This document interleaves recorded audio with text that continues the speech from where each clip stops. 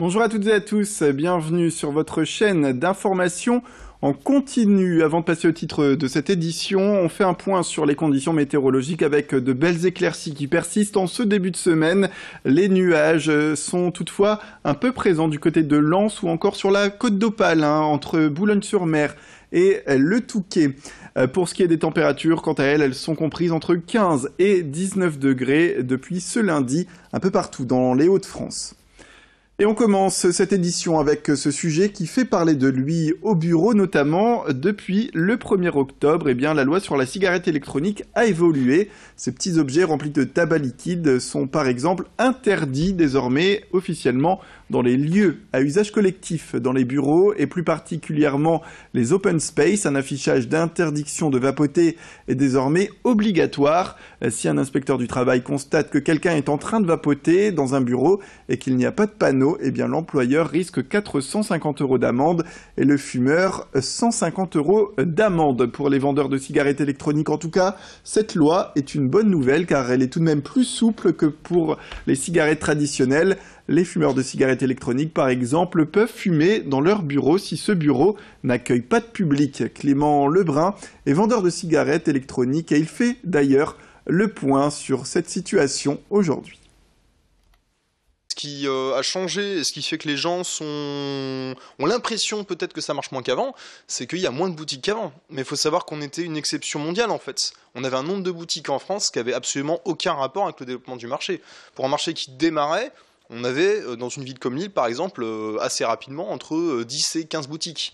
On va dire qu'un tabac PMU, lui, il va avoir plusieurs activités, mais s'il se centrait que sur la cigarette, très clairement, il ne serait pas occupé tout le temps. Il n'y a pas besoin d'autant de magasins, finalement, dans une ville comme Lille. Le pire étant Paris. Paris, à un moment donné, ils ont eu 1400 boutiques, là où il y en avait 900 en province.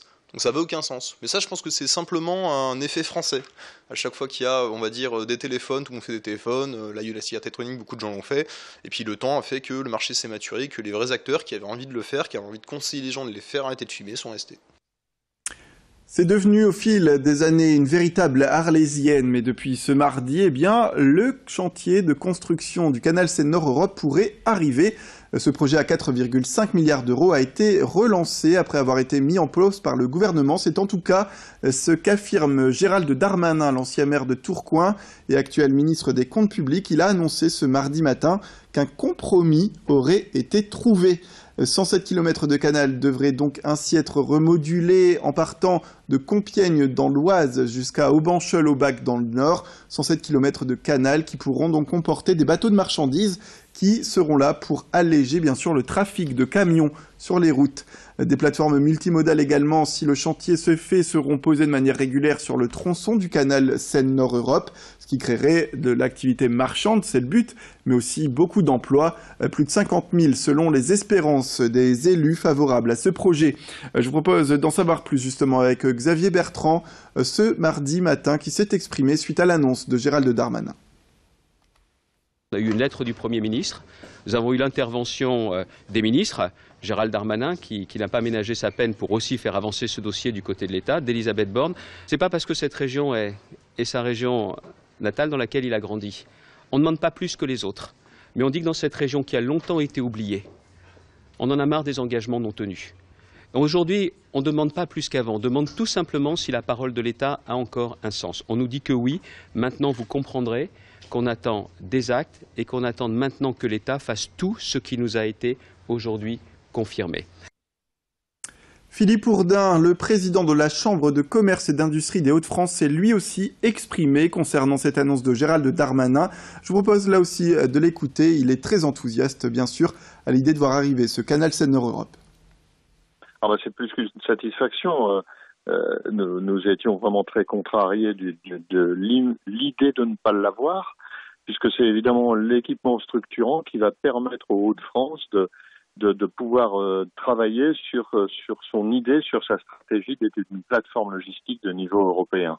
Ça va vraiment nous aider à démarrer et à créer ou à développer une nouvelle industrie, l'industrie des échanges, dans les années à venir dans les Hauts-de-France. Et les 50 000 emplois dont on parle, ce n'est pas une vue de l'esprit, ce sont vraiment des des études précises faites par rapport à ce qui se passe dans le Benelux, dans les pays du Benelux, avec l'ensemble de leurs ports.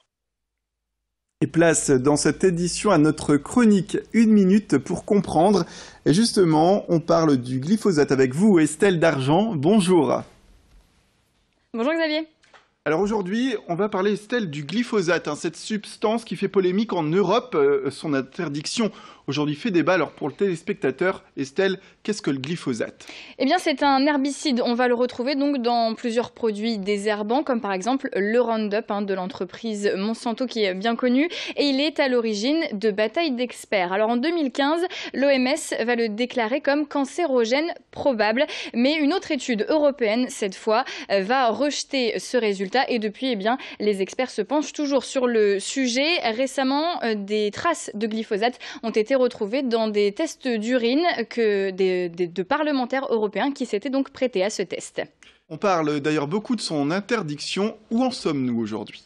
Pour l'instant, donc, le glyphosate est autorisé en Europe jusqu'à la fin de l'année 2017. Donc, l'Union va devoir se pencher sur ce sujet avant la fin de l'année. En France, en tout cas, il est interdit dans les lieux publics depuis le 1er janvier. Et à partir de 2019, il sera aussi interdit aux particuliers.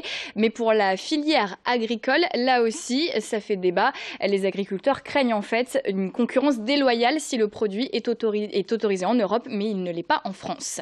Et alors, quelle est la prochaine étape concernant cette interdiction ? Il va y avoir donc un vote consultatif à Bruxelles, ce sera à la fin de la semaine, sur oui ou non le renouvellement donc de l'autorisation du glyphosate. La France a déjà fait savoir qu'elle voterait contre. Merci beaucoup Estelle Dargent pour ces informations donc, concernant ce glyphosate, cette substance donc, qui devrait être interdite prochainement.